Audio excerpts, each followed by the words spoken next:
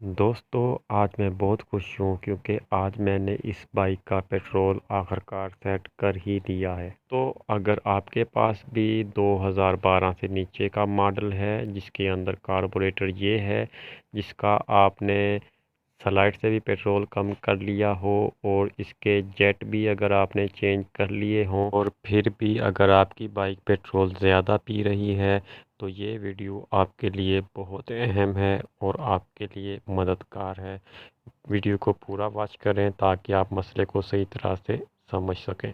तो जेट की 2 वीडियो हैं जिनका लिंक मैं डिस्क्रिप्शन के अंदर डाल दूँगा, तो आप उस जेट की मदद से भी अपनी मोटरसाइकिल का पेट्रोल कम कर सकते हो। तो इस बाइक का ये मसला था कि इसके मैंने जेट भी चेंज कर दिए, लेकिन फिर भी ये बाइक जो है पेट्रोल में सेट नहीं हो रही थी।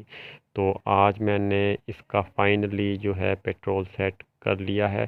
सोचा इसकी वीडियो आप दोस्तों के साथ शेयर करूं। तो जो दोस्त इस वीडियो पे नए हैं, प्लीज़ वो वीडियो को लाइक कर दें और मेरे चैनल को सब्सक्राइब कर दें ताकि मज़ीद इस तरह की वीडियो आप तक पहुंचती रहे।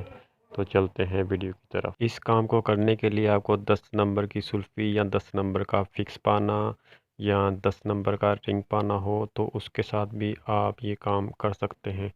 10 नंबर की रॉड के साथ आपने ये कार्बोरेटर के ऊपर वाले दोनों बोल्ट खोल लेने हैं। ऊपर वाले बोल्ट खोलने के बाद आपने इसके नीचे वाले भी बोल्ट आपने खोल लेने हैं। नीचे वाले दोनों बोल्ट खोलने के बाद आपने इसकी कार्बोरेटर की हड्डी को बाहर निकाल लेना है और इसको आपने चेक करना है कि जो कार्बोरेटर का सुराख है, क्या वही इसकी हड्डी के अंदर सुराख है या फिर उससे बड़ा है।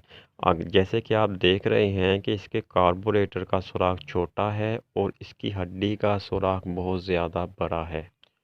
तो हड्डी का अगर सुराख बड़ा होगा तो इसको यहाँ से एयर भी ज़्यादा जाएगी। जब एयर ज़्यादा जाएगी कार्बोरेटर के अंदर तो पेट्रोल भी एयर के साथ ज़्यादा जाएगा, जिसकी वजह से आपकी बाइक जो है वो पेट्रोल ज़्यादा पिएगी। तो हमने इसको टेस्ट करने के लिए, चेक करने के लिए हमने ये सीडी की कार्बोरेटर हड्डी हमने दूसरी बाइक की खोल के इसको चेक किया तो इसके अंदर वाज़ेह फ़र्क था कि सीडी की कार्बोरेटर की हड्डी का सुराख छोटा था और इस मोटरसाइकिल के साथ जो हड्डी आई थी इसका सुराख काफ़ी बड़ा था।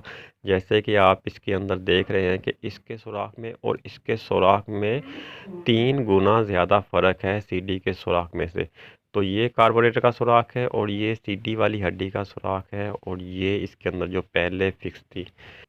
तो दोस्तों, जैसे कि आपको नज़र आ रहा है कि इसका सीडी वाली हड्डी का सुराख काफ़ी छोटा है।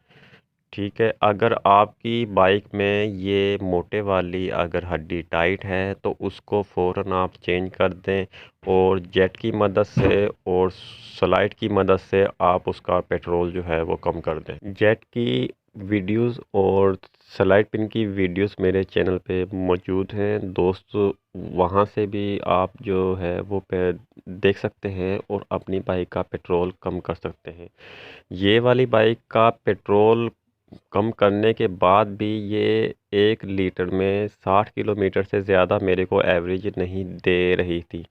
जब मैंने इसके ऊपर प्रॉपर इसको चेक किया कि ये आखिरकार ये पेट्रोल इतना ज़्यादा पी रही क्यों है। हालांकि जेट से भी मैंने इसका पेट्रोल चेंज कम कर दिया है और स्लाइड से भी कम कर दिया है। तो आखिरकार जब इसको मैंने मुकम्मल इसके ऊपर सर्च की तो मुझे पता लगा कि इसकी कार्बोरेटर की हड्डी के अंदर काफ़ी फ़र्क है।